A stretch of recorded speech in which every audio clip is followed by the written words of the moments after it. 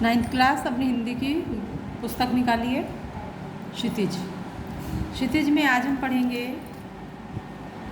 पद्य भाग में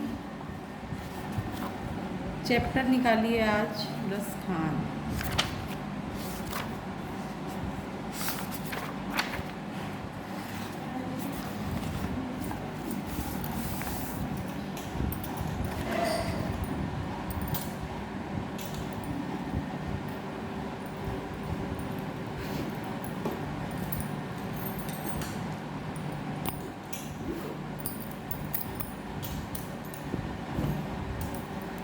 सबने खोल ली अपनी पुस्तक?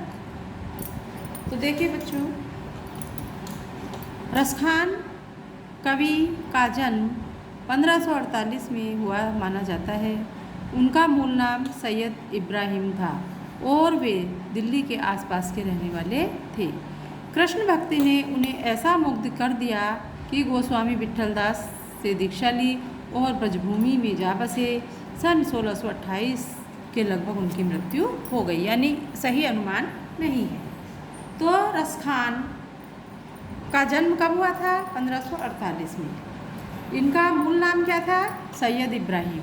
देखिए मुसलमान थे ये, है ना, फिर भी ये कृष्ण भक्ति से बहुत अधिक प्रभावित हुए थे और जाकर के ब्रजभूमि में बसे और इन्होंने कृष्ण पर ही जो है अपने सवैये लिखे थे। जो भी अपनी इनकी काव्य रचना इन्होंने की है उसी पर की है। गोस्वामी विट्ठलदास से इन्होंने दीक्षा ली।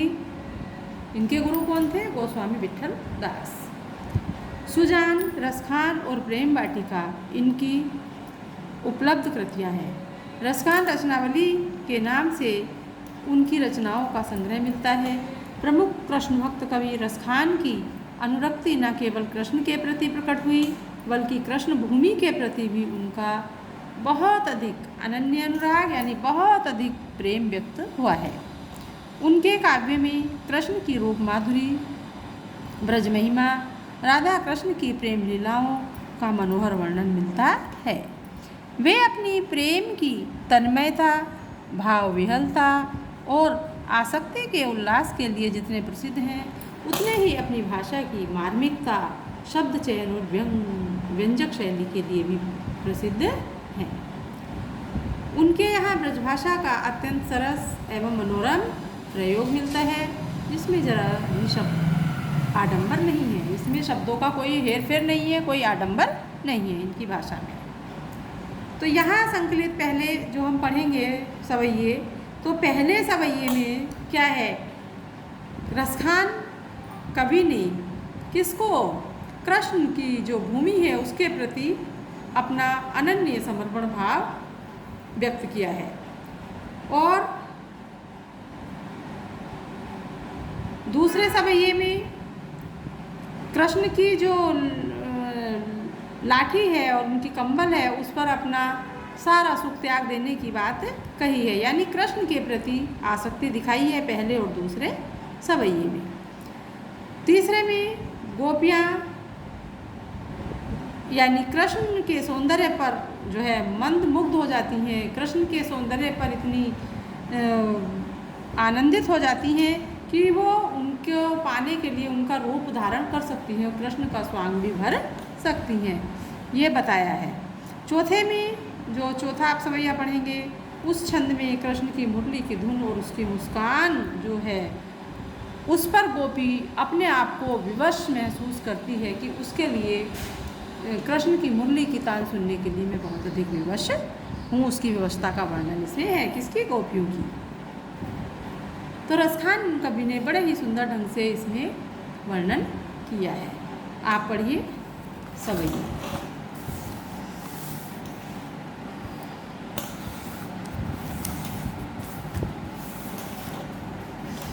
मानुष हो तो वही रसखानी, बसो ब्रज गोकुल गाँव के ग्वारन। जो पशु हो तो कहाँ बस मेरो, चरो नित नंद की धेनु मझारन। पाहन हो तो वही गिरि को जो, कियो हरि छत्र पुरंदर धारण। जो खग हो तो बसेरो करो, मिली कालिंदी फूल कदम की डारण। क्या कहते हैं रसखान कवि बच्चों? रसखान कवि कहते हैं कि यदि मैं मनुष्य बनूं अगले जन्म में, अगले जन्म में यदि मैं मनुष्य बनूं तो कहाँ, बसो ब्रज गोकुल गांव के ग्वारन, तो मैं गोकुल गांव के बीच में ही जा कर के बसूं। ब्रज में जो गोकुल गांव है, यदि अगले जन्म में मैं मनुष्य बनूं तो ब्रज के गोकुल गांव का ही ग्वाला बनूं। यानी इन पंक्तियों में रसखान कवि ने क्या है, कृष्ण की जो जन्मभूमि है उसके प्रति अपना श्रद्धा भाव समर्पित किया है। और उन्होंने कहा है कि कृष्ण की जो जन्मभूमि है ब्रज जो है, उनको इतना भा गया है कि वो अगले जन्म में भी वहीं पर रहना चाहते हैं। क्या कहते हैं, मानुष हो तो वही रसखानी, यदि मैं मनुष्य बनूं, रसखान कवि कहते हैं कि यदि मैं मनुष्य बनूं तो ब्रज और गोकुल गांव के ग्वालों के बीच में ही रहूं। जो पशु हो तो कहाँ बस मेरो, और यदि मैं पशु बन जाऊं तो उसमें भी मेरा कोई बस नहीं है। जो ईश्वर मुझे बनाएंगे वो मैं बन जाऊंगा, क्योंकि मेरे बस में नहीं है।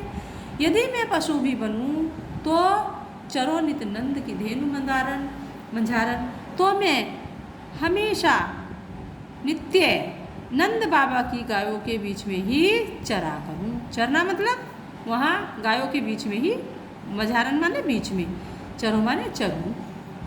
और यदि मैं पशु बनूं, ईश्वर मुझे अगले जन्म में पशु बनाए, तब भी उसमें मेरा बस नहीं है, और तो भी मैं नंद बाबा की गायों के बीच में ही रहूं, मैं वहीं की गाय बनूं। पाहन हो तो वही गिरी को, जो कियो हरि छत्र पुरंदर धारण। पाहन माने पत्थर, और यदि मैं पत्थर बनूं तो उसी गोवर्धन पर्वत का पत्थर बनूं, उसी गोवर्धन पर्वत का अंग बनूं जिसको श्री कृष्ण ने हरि छत्र यानी अपना छत्र बना करके एक उंगली पर धारण किया था। पुरंदर धारण, या पुरंदर माने इंद्र के भय से, इंद्र से बचाने के लिए, है ना। यदि मैं पत्थर बनूं तो उसी गोवर्धन पर्वत का पत्थर बनूं जिसको श्री कृष्ण ने एक उंगली पर उठा करके, इंद्र के डर से एक उंगली पर उठा करके अपना छत्र बना लिया था, अपना मुकुट बना लिया था, अपने सर पर धारण कर लिया था। जो खग हो तो पसेरो करो मिली, कालिंदी कूल कदम्ब की डारन। यदि मैं पक्षी बनूं, खग माने पक्षी, यदि मैं पक्षी बनूं तो वहीं पर बसेरो करूं, वहीं पर अपना बसेरा करूं, अर्थात वहीं पर अपना निवास बनाऊं। कहाँ, कालिंदी कूल कदम्ब की डारन। कालिंदी यानी यमुना नदी के किनारे कदम की डाल पर ही अपना बसेरा बनाऊं। यदि मैं पक्षी बनूं तो यमुना नदी के किनारे कदम्ब की डाल को ही अपना बसेरा बनाऊं। बसेरा मतलब रहने का स्थान। आ गया बच्चों समझ में ये पहला सवैया। इसमें रसखान कवि ने क्या है, कृष्ण की जो भूमि है, कृष्ण जो जन्मभूमि है जहाँ पर कृष्ण थे, उसके प्रति इतना आसक्त है कवि, वो वहीं पर रहना चाहते हैं, अर्थात किसी भी कीमत पर जो है, किसी भी मूल्य पर वो ब्रजभूमि को छोड़ना नहीं चाहते हैं।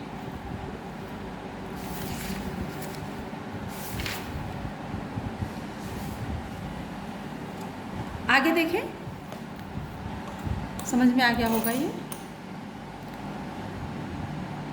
तो आगे क्या है, या लकुटी अरु कामरिया पर राज तिहुपुर को तजिडारो, आठऊ सिद्धि नवो निधि के सुख नंद की गाय चराई विसारो। रसखान कबो इन अखियन सो ब्रज के बन बाग तड़ाग निहारो, कोटि की एकल धोत के धाम करील की कुंजन ऊपर बारो। तो इन पंक्तियों में क्या है, रसखान कवि ब्रजभूमि के प्रति अनुराग प्रकट कर रहे हैं। क्या कह रहे हैं कि यानी इस पे जो श्री कृष्ण की लकुटी और यानी श्री कृष्ण के प्रेम में वो इतने मस्त हो गए हैं रसखान कवि। वो कहते हैं कि मैं चाहता हूँ कि कृष्ण की लाठी और कंबल के बदले तीनों लोकों के राज्य को भी मैं त्याग दूँ।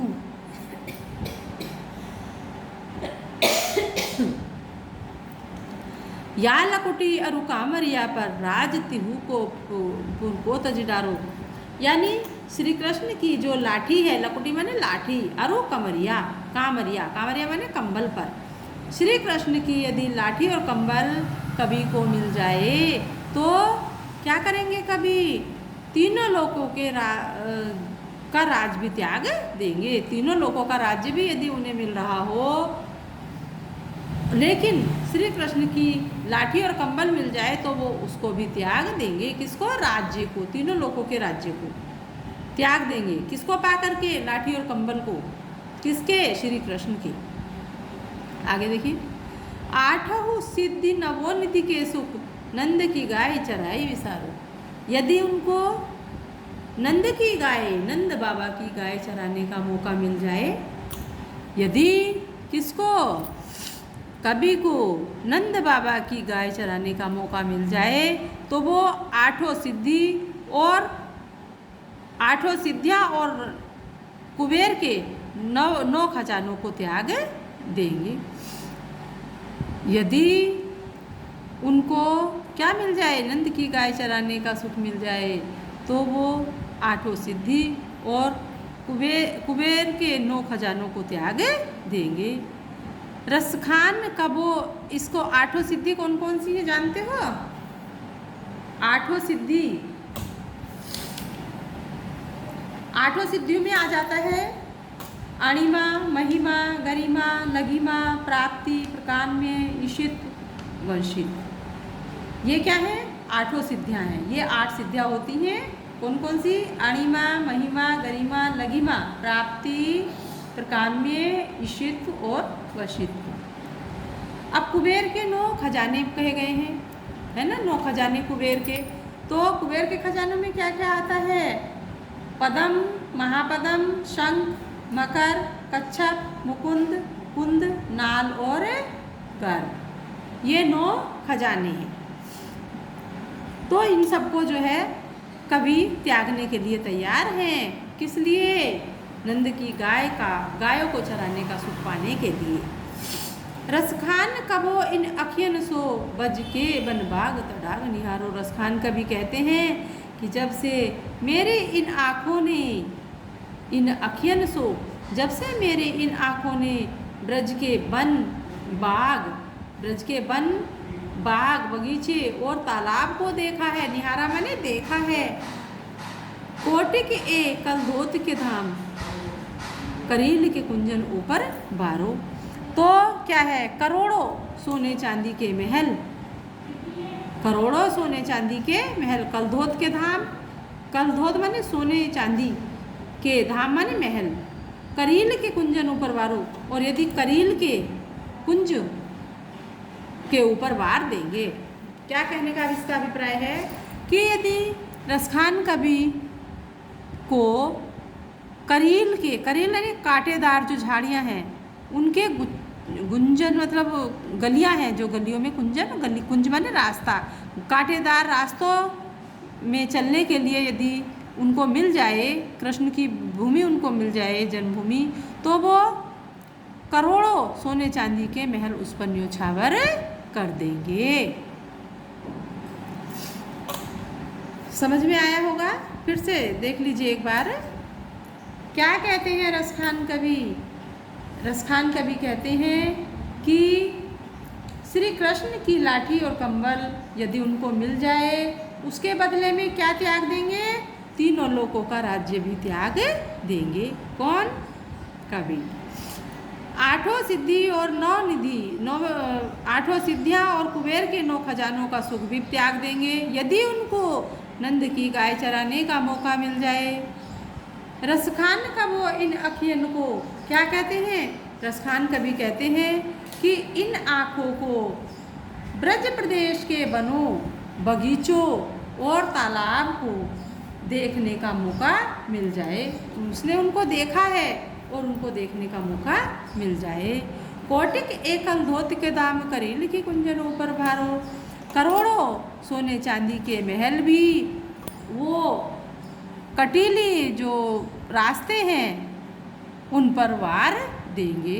यानी उनको यदि फिर से मौका मिल जाए करील की कुंज गलियों में घूमने का, रास्तों में घूमने का, कटीले रास्तों में घूमने का, तो वो करोड़ों सोने चांदी के महल भी उस पर न्यौछावर कर देंगे।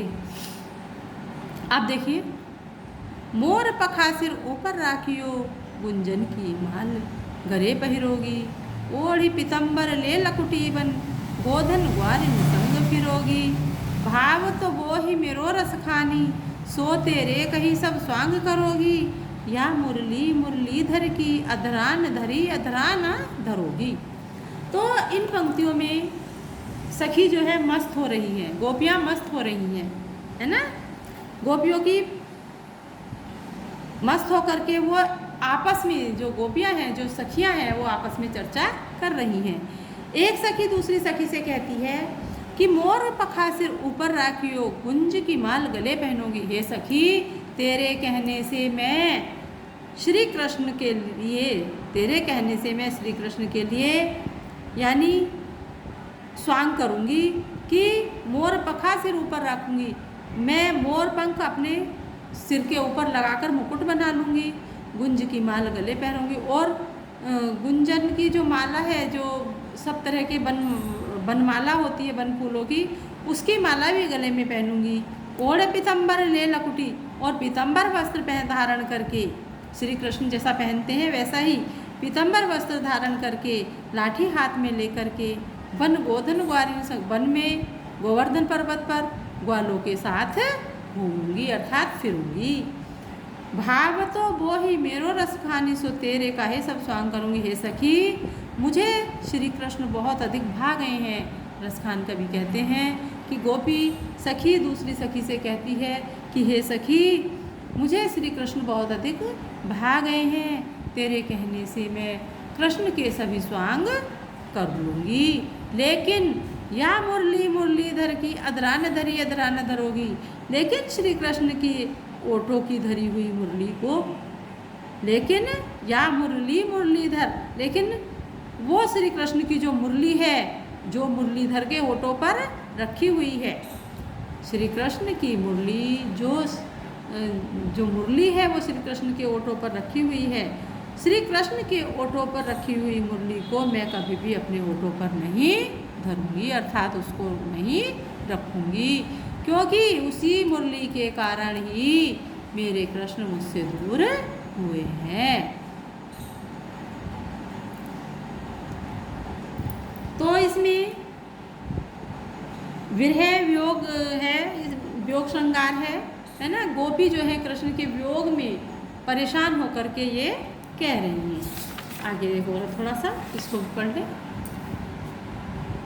कानन दे अंगुरी रही हो, जब मुरली धुनी मंद बजे हो, मोहे नितानन सोर सखानी, अटा चढ़ी गोदन गहे तो गहे, तेरी कहो सिगरे ब्रज लोगनी, काली को कितनो समझइए, मारी वा मुख की मुस्कानी, समारे न जाए न जाए न जाए।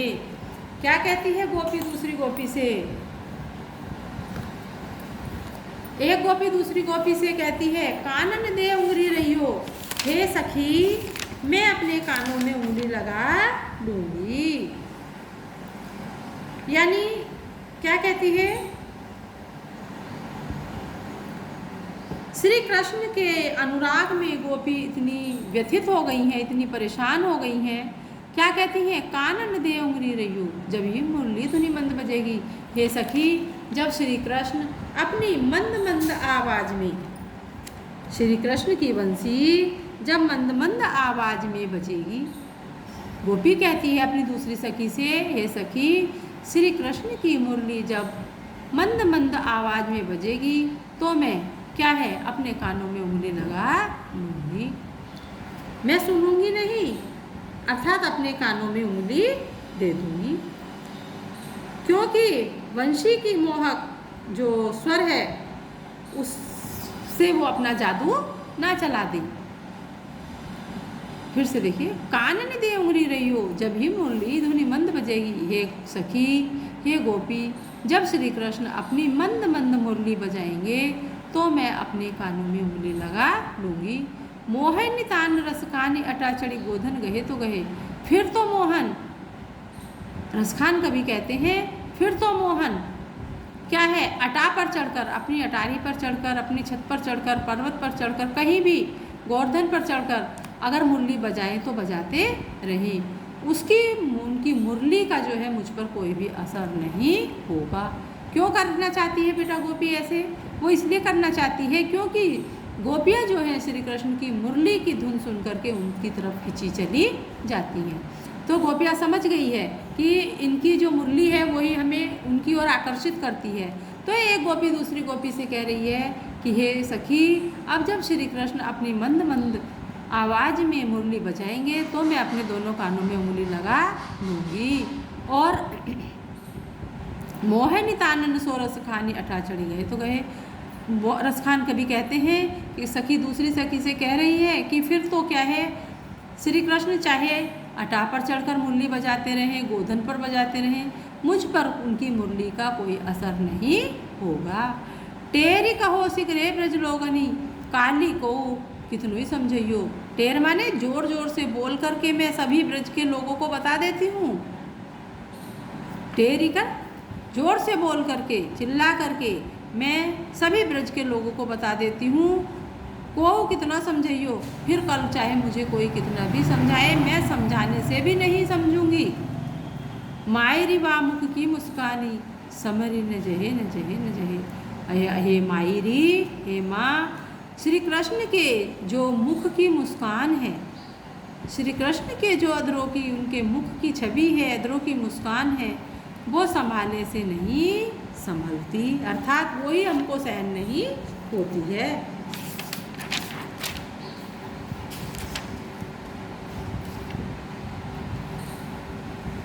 यानी श्री कृष्ण की जो मुख की मुस्कान है वो इतनी सम्मोहक है, उसमें ऐसी सम्मोहन विद्या है, मतलब सम्मोहन शक्ति है, वो गोपियों को अपनी ओर आकर्षित कर लेती हैं। तो इसलिए क्या है, गोपी जो है उनकी मुरली की ध्वनि को सुनना ही नहीं चाहती हैं। वो कहती है नहीं, मैं तो अपने कानों में उंगलियां लगा लूँगी, है ना।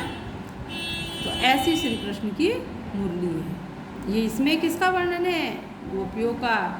जब श्री कृष्ण चले जाते हैं, है ना, तो गोपी जो उनके विरह में दुखी हैं और वो आपस में कह रही हैं कि मैं तो अपने कानों में उंगली लगा लूँगी, है ना। कब? जब श्री कृष्ण की मुरली मंद मंद बजेगी तो मैं अपने कानों में उंगली लगा लूँगी।